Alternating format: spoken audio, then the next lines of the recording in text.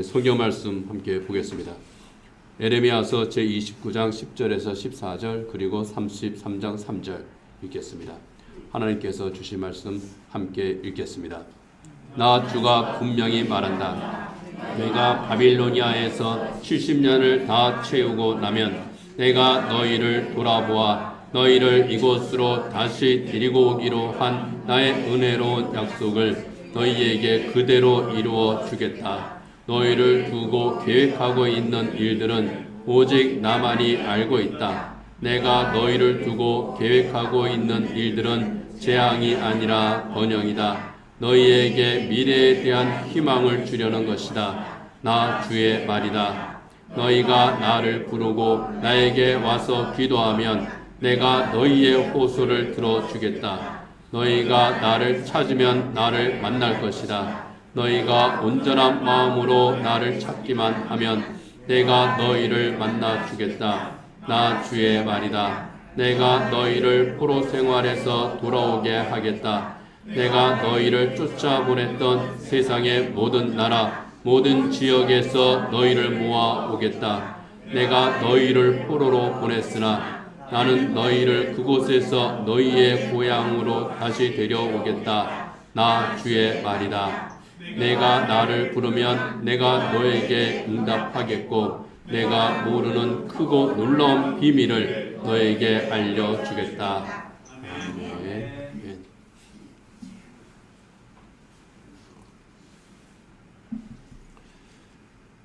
잘 아는 동화 중에 이상한 나라의 앨리스라고 하는 동화가 있습니다. 7살 소녀 앨리스가 하얀 토끼를 따라서 토끼굴에 들어갔습니다. 그곳에서 이상한 나라로 들어가게 되죠. 그래서 여러 가지의 경험을 합니다. 참 이상한 경험을 하다가 기적적으로 집으로 돌아오는 그 모험을 그린 동화입니다. 앨리스가 경험한 그 나라 정말 이상한 나라입니다. 토끼도 이상하고 여왕도 이상하고 그곳에 있는 그 모든 사람들이 또 그 모든 일들이 다 이상하고 비정상적입니다. 모든 비정상적인 그런 나라에서 나는 집으로 돌아가야 되겠다. 오직 그 일념으로 앨리스가 좌충우돌을 합니다. 앨리스와 함께 다니는 고양이가 한 마리 있습니다. 이 고양이와 여러 가지 대화를 많이 나누는데 어떻게 하면 집으로 돌아갈 수 있지? 어떻게 하면 집으로 돌아갈 수 있지? 고양이가 앨리스에게 이런 대답을 합니다. 그건 어쩔 수 없어. 여기에 사는 우리는 다 미쳤거든. 나도 미쳤고 너도 미쳤어. 안 미친 척 하는 것들이 더 미쳤거든. 미치지 않았다면 넌 여기에 없었을 거야. 마치 우리나라의 현실을 말하는 것 같습니다. 작년 연말부터 계속되고 있는 이 모든 일들, 이상한 나라의 앨리스에서나 일어날 만한 그러한 일들, 참 비정상적인 그러한 일들입니다. 많은 국민들이 안타까움과 분노로 나라를 걱정하고 있습니다. 정말 걱정이 많이 됩니다. 지금 현재 일어나고 있는 그런 일들을 보면은 이것을 증오를 넘어서서 혐오에까지 이른 것 같아요. 제일 무서운 말이, 저는 개인적으로 제일 무서운 말이 혐오입니다. 미워하고 증오하고 하는 것은요, 그거를 버릴 수가 있어요. 그런데 혐오는요, 버리질 못합니다. 왜요? 혐오는 상대를 부정하는 거예요. 미워하는 거는 상대를 인정하는 겁니다. 때로는 사랑하기 때문에 미워할 수도 있거든요. 증오도 마찬가지입니다. 좋아했던 것만큼 그만큼 내게 상처가 있어서 증오합니다. 그래서 증오도 내려놓을 수 있고 미움도 내려놓을 수 있는데 혐오는요, 못 내려놓습니다. 그거는 상대를 부정하는 거예요. 너는 나쁜 놈이야. 거기에서 끝나버립니다. 다른 말이 거기에 먹히지를 않아요. 너는 상종할 수 없는 인간이야. 거기에서 끝입니다. 이게 혐오예요. 굉장히 무서운 말입니다.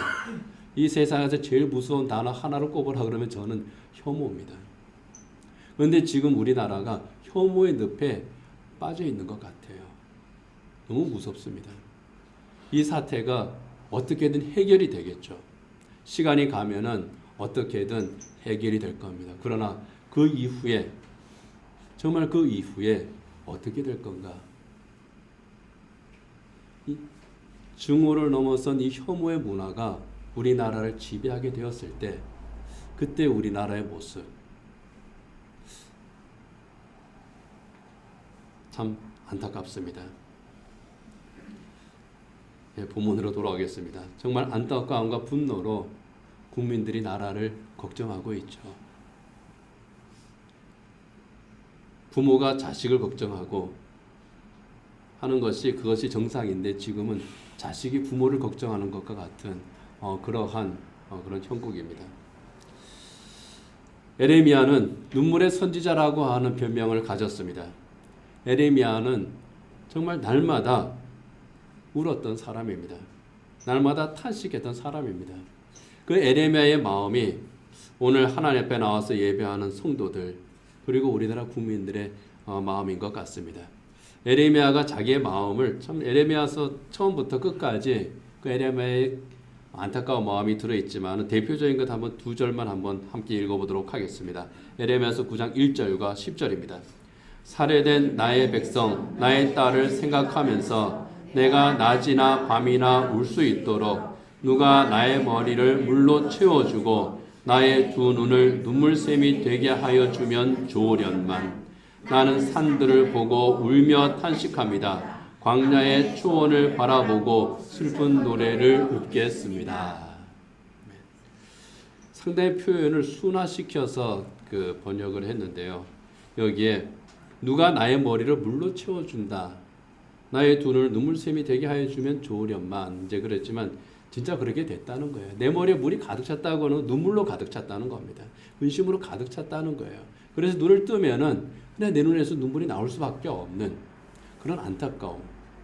그래서 산들을 보고 유대에 있는 그 산들을 볼 때, 그 시온 산들을 볼 때 탄식이 나옵니다.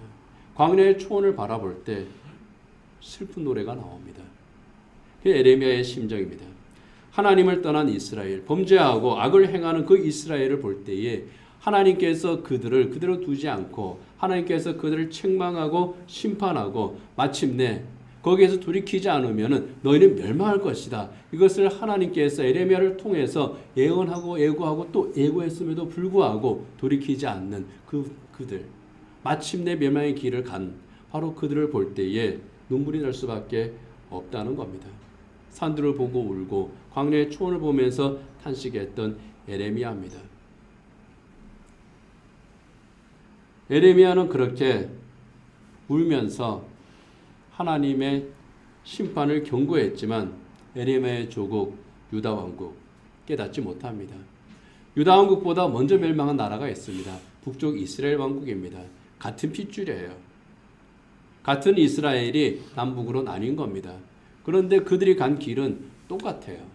북쪽 이스라엘도 죄악의 길로 갔고 남쪽 유다도 죄악의 길로 갔습니다. 먼저 망했냐 나중에 망했냐 그 차이밖에 없어요. 북쪽 이스라엘이 멸망했습니다. 북쪽 이스라엘이 멸망한 것을 보면은 남쪽 유다가 깨달아야죠. 반면교사라고 했잖아요. 우린 저렇게 하지 말아야지. 아닙니다. 더 했습니다. 죄악의 길에서 돌이키라고 하는 에레미야 선지자의 강곡한 호소 안 들렸습니다. 귀를 막았습니다. 오히려 하나님의 책망과 심판을 경고하는 에레미야를 구덩이에 밀어넣어서 죽이려고까지 했습니다. 마침내 바벨론 제국이 쳐들어왔습니다. 느부갓네살은 이 이스라엘을 북쪽 이스라엘은 아시리아에게 남쪽 유다 왕국은 바벨론 제국에게 멸망당하고 맙니다. 포로로 끌려갔습니다. 포로로 끌려간 바로 그곳에서 바벨론의 강가에서 이 유대인들이 노래를 부릅니다. 그런데 그들이 불렀던 노래는 자기들이 부르고 싶어서 부르는 그런 노래가 아니었습니다. 바벨론 사람들의 잔치에 불려나가서 강주로 불러야 했던 노래였습니다. 성전에서 하나님 향해서 찬양을 돌려야 했던 바로 그 성전 찬양대, 바로 그 대원들이 이제는 술자리에서 그들을 위한 노래를 부릅니다. 곤주가를 불렀겠죠. 울면서 노래를 불렀던 성전에서 하나님을 찬양해야 되는 그들이 바로 그 찬양으로 술자리에 흥을 돋구는 그런 역할을 하는 처지가 되었을 때에 그 비참하고 그 비통한 마음 얼마나 컸겠습니까? 그 마음을 시편 137편에서 묘사를 하고 있습니다. 시편 137편 3절과 4절 같이 한번 읽어보겠습니다. 우리를 사로잡아온 자들이 거기에서 우리에게 노래를 청하고 우리를 짓밟아 끌고 온 자들이 저희들 흥을 돋우어 주기를 요구하며 시온의 노래 한 가락을 저희들을 위해 불러보라고 하는구나. 우리가 어찌 이방 땅에서 주님의 노래를 부를 수 있으랴. 시온의 노래 한 가락, 찬양이에요. 하나님을 향한 찬양입니다. 주님의 노래입니다. 그 노래를 술자리 분위기 돋구는데 부르라는 겁니다. 술자리에서 찬송가 부르는 거하고 똑같아요. 우리를 짓밟아 끌고 온 바로 그 바벨론 사람들, 원수 같은 그들의 잔치의 분위기를 맞추기 위해서 하나님을 찬양하는 노래를 바로 그곳에서 불러야 했던 그 심정 어땠겠습니까? 분하고 참담하죠. 자기들이 자초한 것이긴 하지만은 참 분하고 억울하고 참담합니다. 그 참담한 마음과 분노를 시편 130편 8절 이하 9절에서 잘 나타내고 있습니다. 같이 한번 읽어보겠습니다. 멸망할 바빌론 도성아, 내가 우리에게 입힌 해를 그대로 너에게 되갚는 사람에게 복이 있을 것이다. 내 어린 아이들을 바위에다가 메어치는 사람에게 복이 있을 것이다.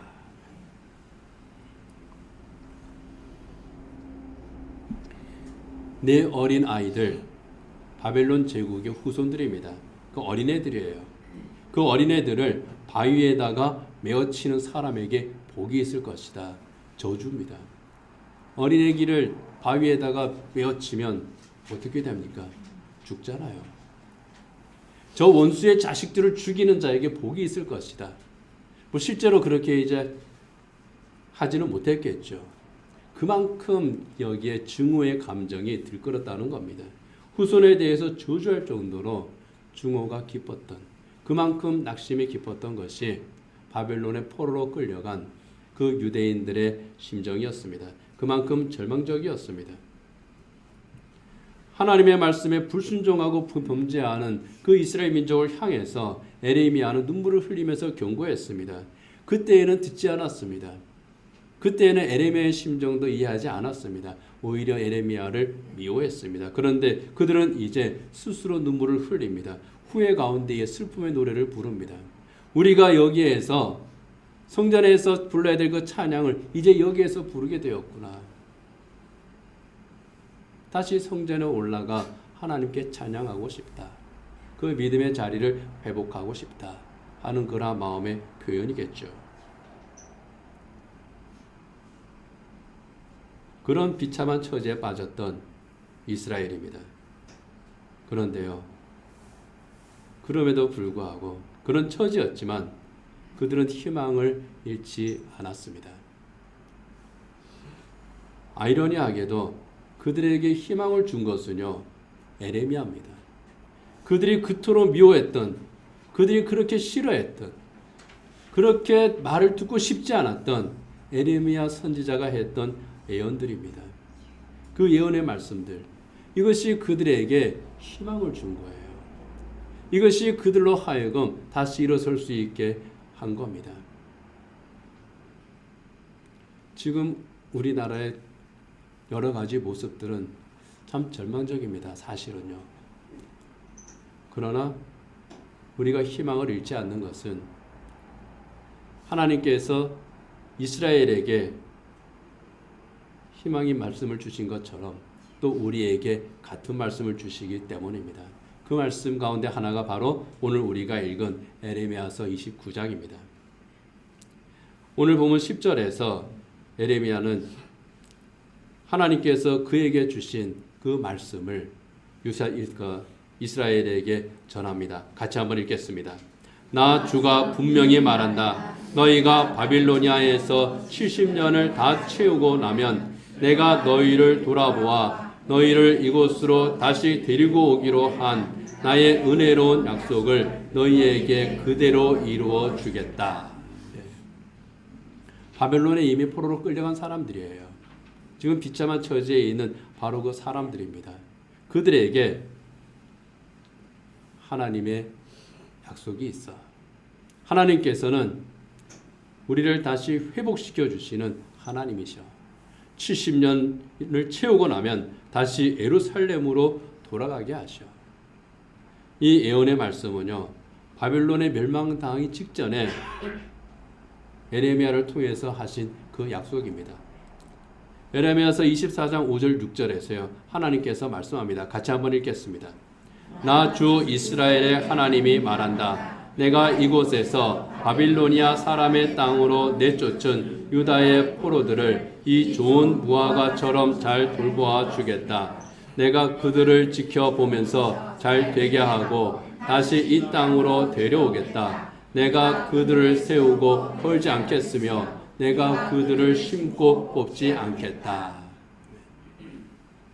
바빌로니아 사람의 땅으로 내쫓은 유다의 포로들, 나라가 망하고 바빌론의 포로로 끌려간 바로 그들, 하나님께서 돌보아 주시겠다. 무화과 나무는 이스라엘의 상징입니다. 하나님께서 하나님의 백성을 돌보아 주겠다는 겁니다. 그들을 보호하시고 그들이 다시 돌아오게 하겠다. 다시 예루살렘으로 돌아오게 하신다는 이 약속. 이 약속이 이스라엘에게 위로와 희망이 됩니다. 절망 가운데 있는 이스라엘이지만은 그들에게 주어진 하나님의 말씀이 그들로 하여금 일어나게 하는 겁니다. 우리도 살아가면서 때때로 이러한 절망적인 상황에 알 때가 있습니다. 그러나 성도들이 결코 절망하지 않고 성도들이 절망의 늪에 빠지지 않고 다시 일어설 수 있는 것은 이 회복의 말씀, 은혜의 말씀이 성도에게 있기 때문입니다. 예레미야를 그렇게 미워라 했던 사람들, 이스라엘의 죄악에 대한 책망과 심판에 대한 그 하나님의 경고에 그들은 귀를 막았지만은 하나님께서는 예레미야 선지자를 통해서 언약의 말씀을 주셨습니다. 희망의 말씀을 주셨습니다. 바로 그 말씀이 그들에게 위로가 되고 희망이 되었던 겁니다. 바벨론의 포로, 누구도 원하지 않았던 그런 일입니다. 악한 사람들, 범죄한 사람들, 하나님을 떠난 사람들, 심판의 대상이 되어 마땅할 그들조차도 나라가 망하고 바벨론의 포로로 잡혀가는 것 원하지 않았습니다. 믿음의 사람들은 더 그렇죠.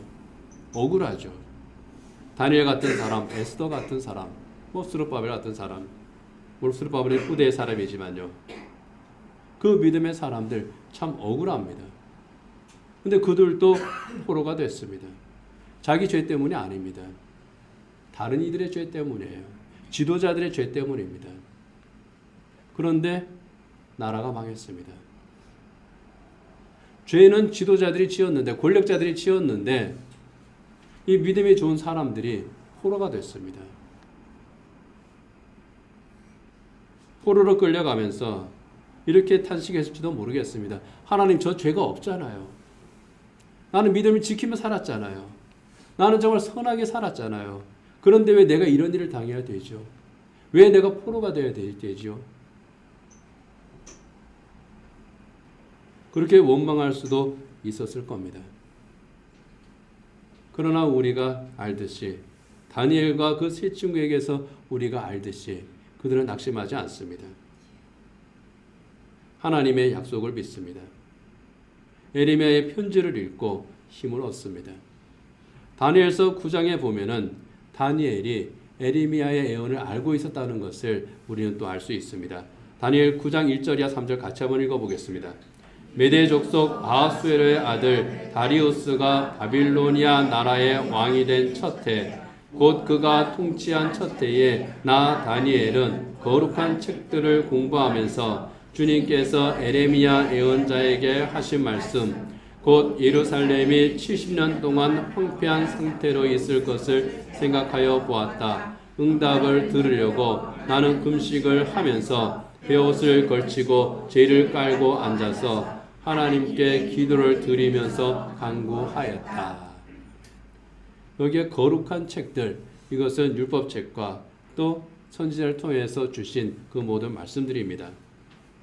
그 가운데에서 특별히 예레미야를 통해서 하신 말씀, 예루살렘이 70년 동안 황폐한 상태로 있을 것이다. 70년 바벨론 유수 70년 이 세월이 지난 후에 다시 이스라엘이 회복될 것에 대한 하나님의 바로 이 예언의 말씀입니다.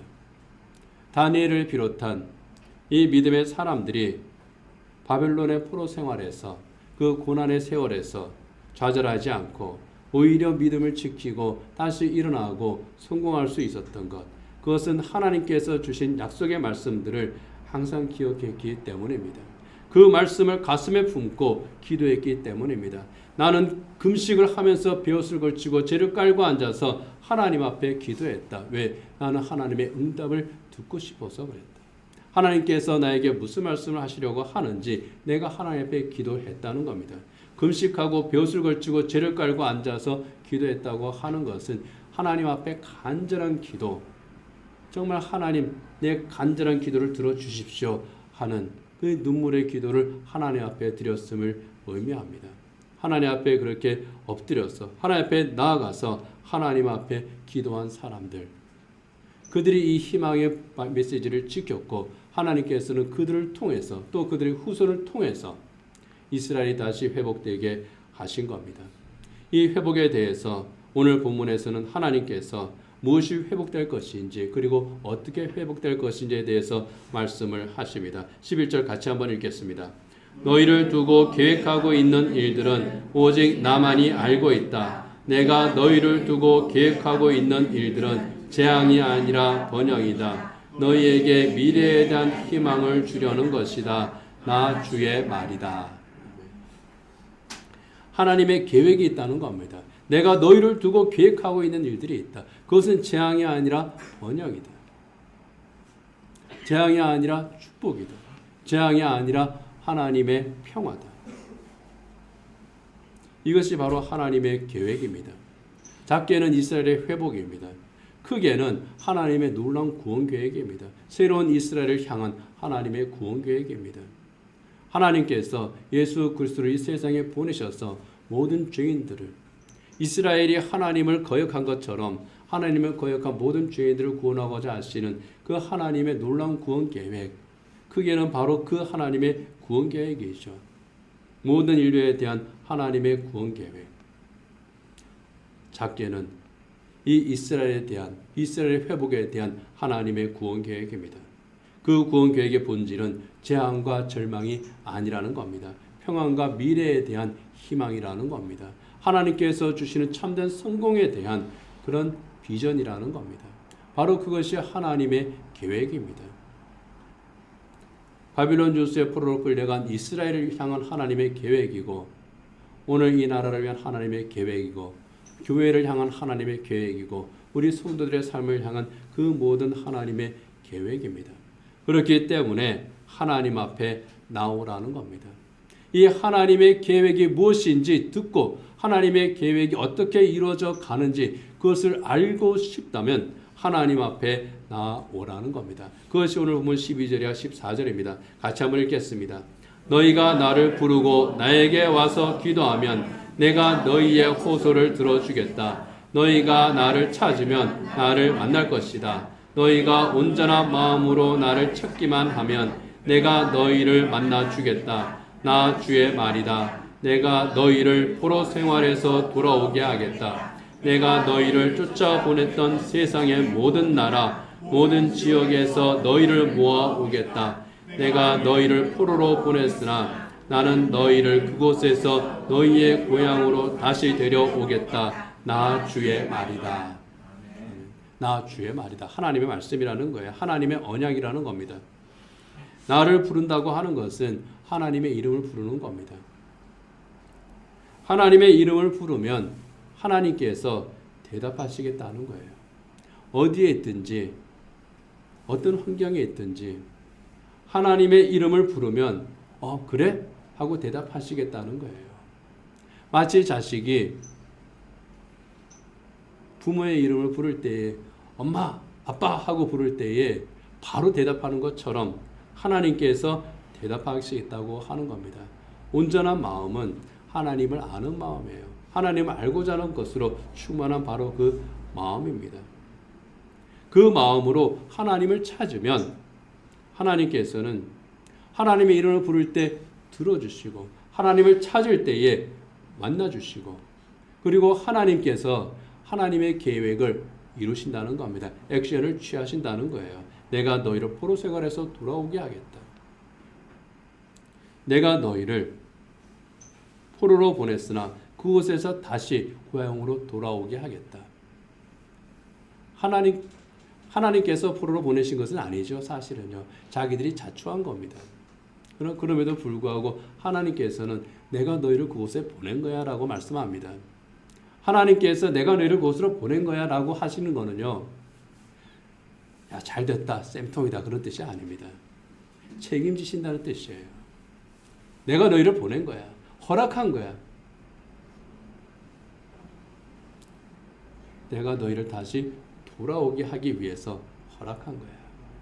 바로 그런 의미입니다. 바로 그 마음을 에레미야서 24장 7절에서는 또 이렇게 말씀을 합니다. 같이 한번 읽겠습니다. 이제는 내가 그들에게 나를 그들의 주로 알아볼 수 있는 마음을 주겠다. 그러면 그들이 온전한 마음으로 나에게로 돌아와서 나의 백성이 되고 나는 그들의 하나님이 될 것이다. 그들에게 나를 그들의 주로 알아볼 수 있는 마음을 주겠다. 그러면 그들이 온전한 마음으로 나에게 돌아온다. 하나님을 아는 마음, 나의 구주를 알아보는 바로 그 마음. 이렇게 하나님을 바로 알고 하나님의 이름을 바로 부르고 하나님 앞에 바로 나와서 기도할 때 하나님께서는 그래, 너희는 내 백성이야. 나는 너의 하나님이야. 하나님께서 주권적으로 그들과 함께 하시겠다는 거예요. 그들을 지켜주시겠다는 겁니다. 그들을 도우시고 인도하신다는 겁니다. 이게 하나님께서 택한 이스라엘의 복이죠. 이것이 하나님의 은혜로 구원받은 성도들이 누리는 복이기도 하죠. 내가 너와 함께해. 내가 너를 지켜줘. 하나님의 이름을 부르는 사람들, 온전한 마음으로 하나님을 찾는 사람들, 하나님을 향해서 내 시선을 고정하고 그 걸음을 하나님을 향해서 나아가는 바로 그 사람들, 하나님께서 그들을 포기하지 않으시고 하나님께서 그들을 다시 회복시킨다는 겁니다. 하나님, 여러분, 구원받은 사람의 큰 은혜 가운데 하나가 뭔지 압니까? 나는 나를 포기해도 하나님은 나를 포기하지 않으신다는 거예요. 제가 얻은 결론 가운데 하나가 바로 그겁니다. 나는 나를 포기하고 싶은데 하나님께서 나를 포기하지 않으시는 거예요. 그리고 하나님께서 나를 이끄시는 거예요. 인생의 바로 그 과정이에요.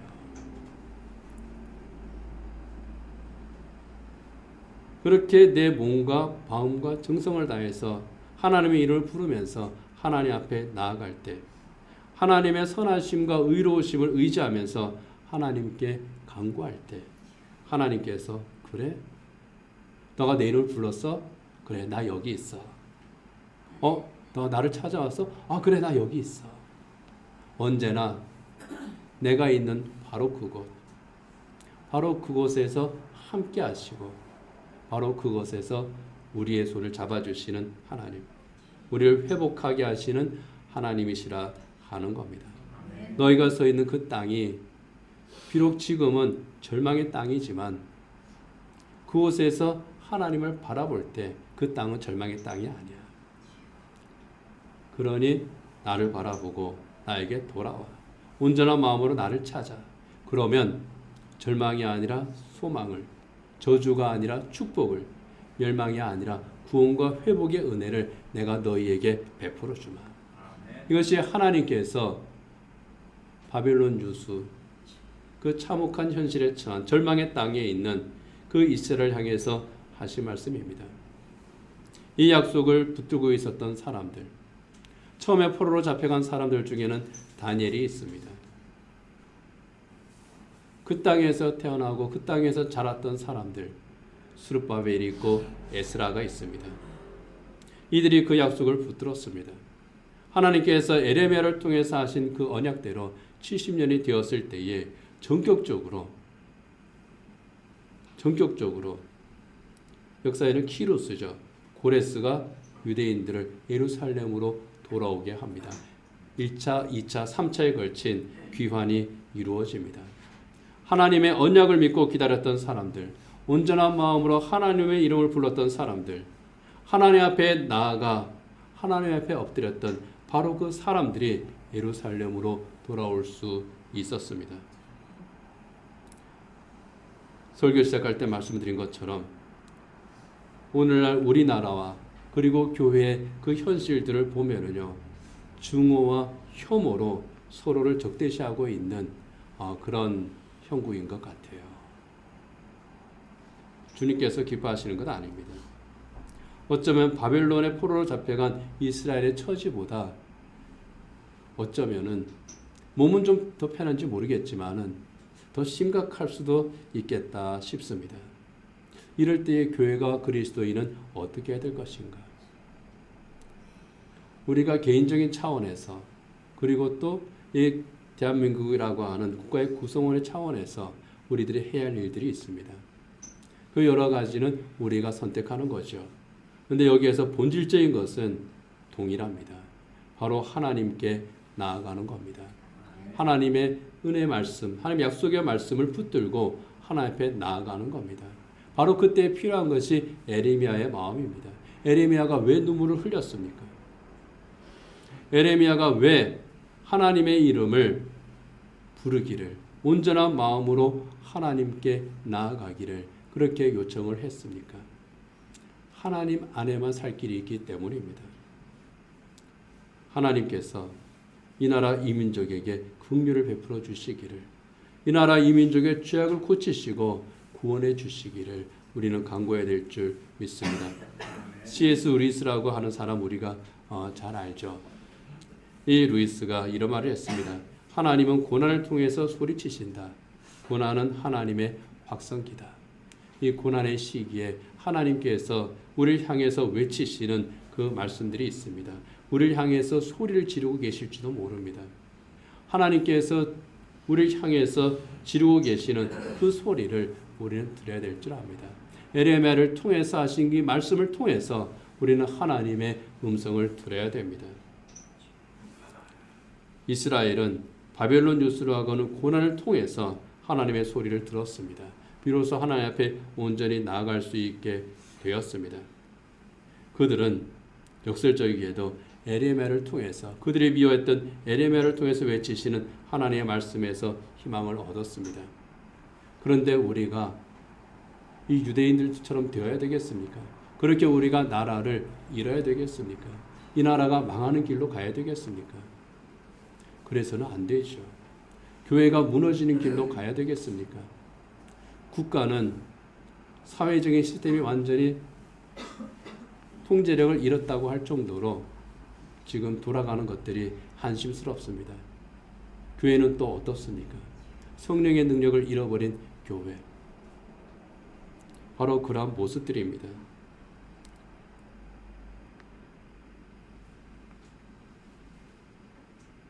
그렇지만은 에레미야를 통해서 외치시는 그 하나님의 말씀에서 우리는 희망의 끈을 붙잡습니다. 우리에게 주시는 하나님의 은혜의 말씀이 있기 때문입니다. 하나님은 에레미야를 통해서 분명히 약속을 하십니다. 에레미야서 33장 3절입니다. 같이 한번 읽겠습니다. 내가 나를 부르면 내가 너에게 응답하겠고 내가 모르는 크고 놀라운 비밀을 너에게 알려주겠다.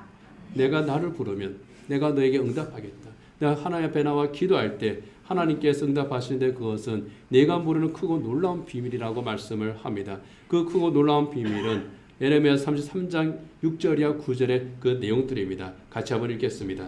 그러나 보아라, 내가 이 도성을 치료하여 낫게 하겠고 그 주민을 고쳐주고 그들이 평화와 참된 안전을 마음껏 누리게 하여 주겠다. 내가 유다의 포로와 이스라엘의 포로를 돌아오게 하여 그들을 옛날과 같이 다시 회복시켜 놓겠다. 나는 그들이 나에게 지은 모든 죄악에서 그들을 깨끗이 씻어주고 그들이 나를 거역하여 저지른 그 모든 죄를 용서하여 주겠다. 그러면 세상 만민이 내가 예루살렘에서 베푼 모든 복된 일들을 듣게 될 것이며 예루살렘은 나에게 기쁨과 찬양과 영광을 돌리는 이름이 될 것이다. 그리고 내가 이 도성에서 베풀어준 모든 복된 일과 평화를 듣고 온 세계가 놀라며 떨 것이다.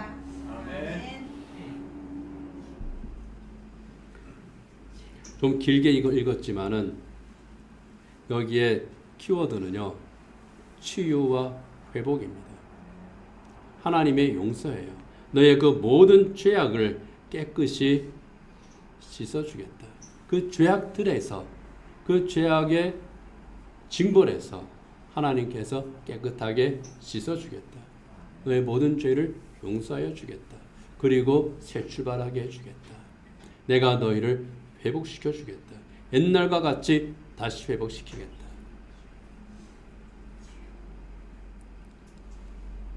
하나님의 회복이 하나님의 계획입니다. 그들의 죄악을 용서하시고 다시 기회를 주시고 하나님께서 언약하신 복을 주신다는 겁니다. 기회를 주시는 하나님, 하나님의 은혜죠. 예수님께서 우리가 몇 번 용서해야 됩니까? 7번쯤 하면 되겠습니까? 그랬을 때 예수님 뭐라고 그러셨습니까? 70번씩 7번이라도 해. 무슨 뜻입니까? 흔히 제가 그런 말들을 많이 들었었어요. 내가 3번까지는 내가 용서한다. 멋있는 말 같아요. 그래서 저도 이제 폼 나는 것 같아서 3번까지는 나도 용서하마. 그런데 아이고 그렇진 않더라고요. 사람은 3번까지 용서하면 참 많이 용서하는 것 같아요. 많이 참는 것 같아요. 7번 용서하겠다고 하면 얼마나 많이 용서한다는 겁니까? 이 내심 대단하죠. 사실 이 7이라고 하는 숫자는 완전수입니다. 그러니까 7번은 많이 용서하겠다 그런 뜻이거든요. 그런데 예수님께서 뭐라 그럽니까? 야야 70번씩 7번이야. 너가 충분하다고 생각한 것 그 이상으로 용서해야 돼. 왜요? 하나님의 용서가 그렇기 때문에 그렇습니다. 용서라고 하는 것은 다른 말로 하면 뭡니까? 기회를 주는 거예요. 하나님께서 기회를 주시는 겁니다. 야, 너한테 내가 기회를 줄게. 내가 너한테 기회를 줄게. 이게 하나님의 은혜입니다. 그 기회 중에 제일 큰 은혜가 큰 기회가 뭡니까? 구원의 기회잖아요. 예수를 만나는 기회잖아요. 하나님의 언약을 의지해서 온전한 마음으로 하나님을 잡고 하나님 앞에 나아갈 때, 하나님께서 주신 기회를 붙잡고 나아갈 때 하나님께서 크고 놀라운 은혜 그들에게 베풀어 주셨습니다. 이스라엘에게는 바벨론 유수에서 돌아오게 하셨고 우리에게는 십자가 은혜로 구원을 받게 하셨습니다. 이 나라 이 민족에게도 하나님께서 다시금 기회를 주실 줄 믿습니다. 언제요? 하나님의 백성들이 하나님의 언약에 의지해서 온전한 마음으로 하나님 앞에 나아갈 때입니다. 이스라엘이 바벨론 유수에서 돌아올 수 있었던 것은 하나님께서 70년 후에 돌아오게 하시겠다고 하시는 그 언약의 말씀을 믿었던 바로 그 믿음의 사람들 때문입니다. 스룹바벨 같은 바로 그 사람들 때문입니다. 그들이 하나님의 언약의 말씀을 믿고 하나님의 이름을 부르며 간구할 때에 하나님께서 그들을 돌아오게 하셨습니다. 하나님의 백성들이 하나님의 사람들이 하나님의 언약을 믿고 하나님 앞에 간구할 때에 이 나라와 또 우리의 교회들 그리고 성도들의 가정과 성도들의 모든 삶까지 회복시켜 주시는 부흥의 날들을 반드시 허락하신다는 겁니다. 이것이 바로 하나님의 계획입니다. 그렇다면 어떻게 우리가 하나님 앞에 나아가겠습니까? 찰스 스텔리라고 하는 사람이 깨끗한 영혼을 초대라고 하는 그 책에서 이렇게 정리를 했습니다. 이것을 우리가 생각하면 좋을 것 같아요. 그 첫 번째는요.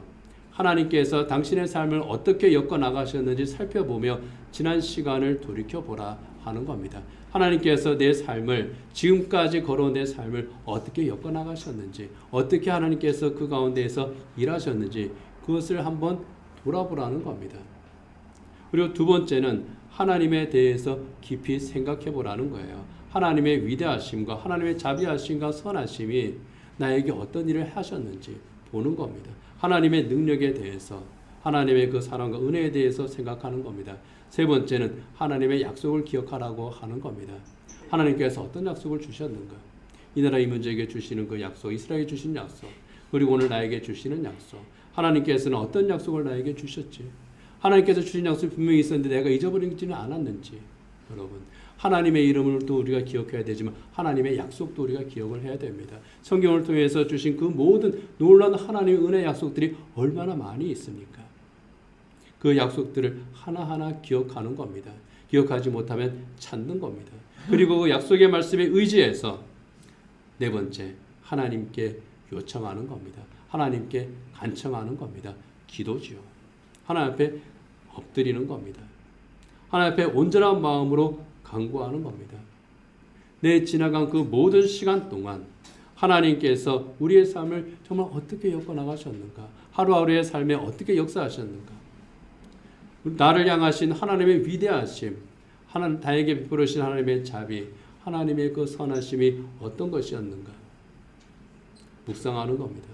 회복해 하시는 하나님의 그 모든 약속들을 기억하면서 하나님 앞에 간구할 때에 하나님께서는 우리에게 치유와 회복의 은총을 베풀으실 줄 믿습니다. 이 나라를 회복시키시고 교회를 부흥케 하시는 크고 놀라운 은혜의 날들을 반드시 허락하여 주실 줄 믿습니다. 기도하겠습니다.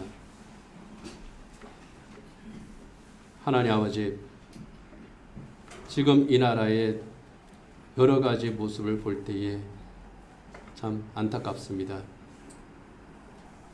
걱정이 되고 어떻게 이 문제들이 풀어져야 될지, 그리고 해결이 된다고 하더라도 또 앞으로 어떤 혼란이 또 기다리고 있을지 아무것도 예측할 수 없는 참 혼돈의 그러한 시기를 지나고 있습니다.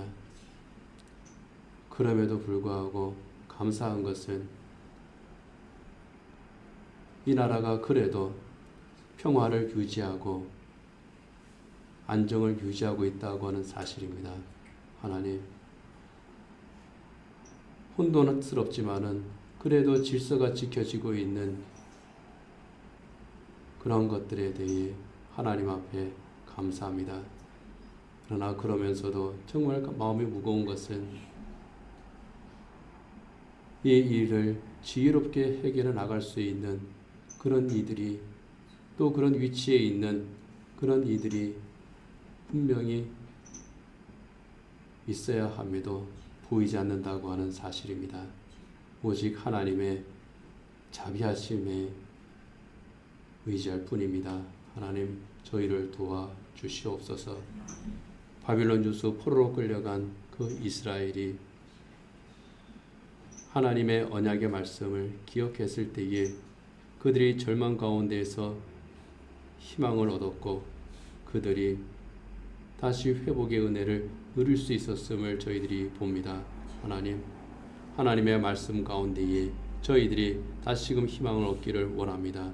하나님께서 이 나라 이 민족을 구원하시고 회복하시는 그런 은혜가 임하기를 원합니다. 하나님, 이 모든 역사의 과정에서 교회가 서 있었던 위치가 무엇인지, 또 교회가 해야 될 일을 하지 못한 것들은 또 무엇인지, 사회 일원으로서 또 그리스도인들은 어떻게 살아왔는지 하나님 앞에서 또 돌아보는 시간들 또한 가지기를 원합니다.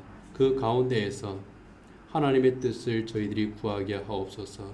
하나님의 이름을 부르고 하나님의 언약의 말씀을 붙들고 하나님 앞에 간절히 호소할 때에 하나님께서 우리에게 허락하시는 회복의 역사가 있음을 믿습니다. 하나님, 크게는 국가적인 회복의 역사를 허락하시고 또 교회의 회복의 역사를 허락하여 주시고 그리스도인의 삶의 회복의 역사를 허락하여 주시고 우리가 살아가는 그 모든 삶의 현장에서 하나님께서 우리에게 주시는 위로와 평화와 은혜의 날들이 우리에게 또한 임하게 하여 주시옵소서. 예수님 이름으로 기도드립니다. 아멘.